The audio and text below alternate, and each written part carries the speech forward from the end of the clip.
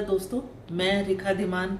मेरे इस चैनल पर हिंदी सिलेबस, हिंदी कहानियाँ और बच्चों को मोटिवेट करने के लिए और पेरेंट्स के लिए भी बहुत सारे टिप्स मैं डालती रहती हूँ। मैं ये नहीं कहती कि बच्चों को वो पढ़ते नहीं हैं या पेरेंट्स को बच्चों को बताना नहीं आता, पर समय समय पर बच्चों को मोटिवेट करने के लिए मैं पेरेंट्स को कहती रहती हूँ।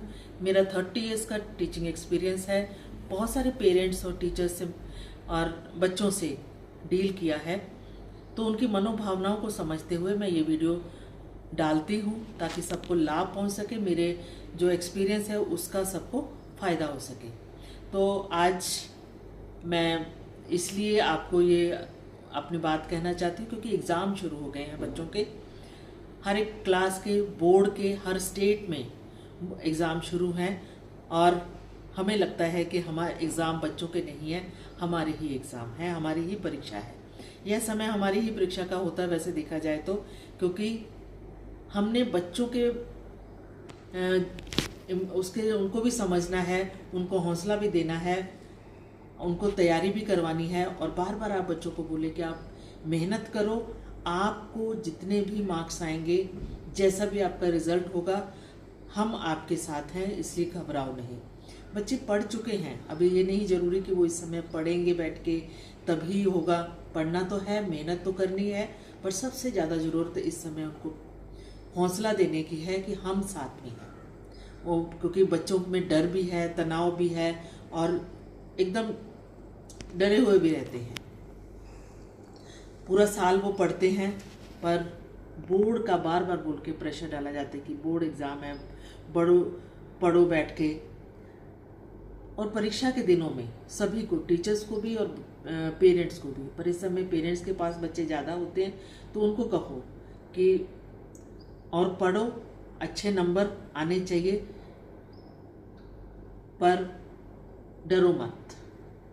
पर अगर हम सिर्फ यही बोलेंगे पढ़ो, नंबर आने चाहिए, उन पर प्रेशर डालेंगे, तो बच्चों का हौसला टूट सकता है, जो हमें यह इस समय पे नहीं करना है। उनको बोलो जो पढ़ा है वही काफ़ी है, हम तुम्हारे साथ हैं। जो पढ़ा है वही काफ़ी है, हम तुम्हारे साथ हैं। यही जो बात है, बच्चों को आधा डर तो उनका हम वही ख़त्म कर सकते हैं।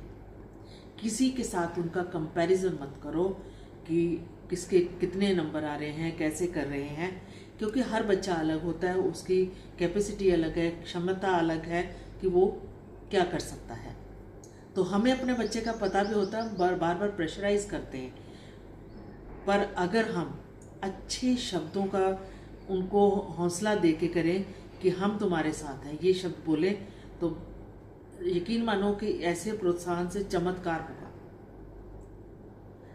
और टीचर्स की भूमिका क्या है कि बार बार बोले कि हाँ आप कर सकते हो, आप में कोई ऐसा नहीं कमी है कि नहीं कर सकते।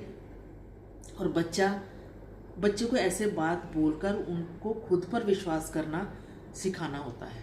तो यही बात हम टीचर्स को भी बोलनी है कि आप कर सकते हो। उनको डिमोरलाइज ऐसे नहीं करना कि ये तुमसे नहीं हो पाएगा। ये शब्द तो अपनी डिक्शनरी से ही निकाल दो कि तुमसे नहीं हो पाएगा।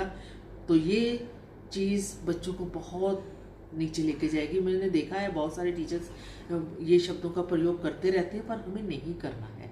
पेरेंट्स को भी नहीं करना है और टीचर्स को भी नहीं करना है।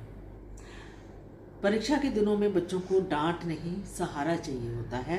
उनसे कहिए परिणाम कुछ भी होगा, हम कि तुम हमारे लिए बहुत ख़ास हो। हमें कोई ऐसा कि फर्स्ट आना या उसके लिए नहीं, हम तुमसे तुम्हारी पढ़ाई करवा रहे हैं, हम तुम्हें अच्छा इंसान और अपने पैरों पर खड़े करने की क्षमता पैदा कर रहे हैं। बच्चे को अंदर से मजबूत बनाओ, उसको यही चीज़ें बोल बोल के उनको अंदर से मजबूत बनाओ। क्योंकि याद रखो कि हमारा उद्देश्य